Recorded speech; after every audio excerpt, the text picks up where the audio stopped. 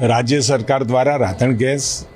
અને ખાસ કરી જે ડોમેસ્ટિક પર્પઝમાં વપરાતો ગેસ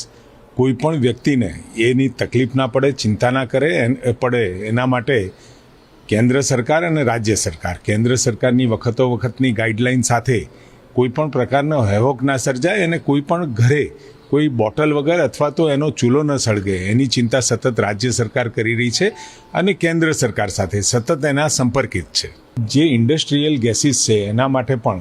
આપણે ઇન્ડસ્ટ્રીની અંદર 50% જેટલો કાપ કર્યો છે અને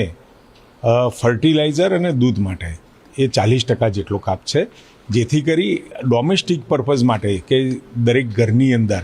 જે રસોઈ માટે વપરાતો જે ગેસ છે, જે સિલિન્ડર્સ છે, એમાં ક્યાંય કોઈ પણ પ્રકારનો વિક્ષેપ અથવા તો બાધા ના પડે અને રેગ્યુલર એનો નિયમિત પુરવઠો જળવાઈ રહે એના માટે રાજ્ય સરકાર કટિબદ્ધ છે. જે કોમર્શિયલ સિલિન્ડરની તમે વાત કરી રહ્યા છો કે જે અત્યારે બીજા મોટા મેટ્રો સિટીની અંદર જે સમાચારો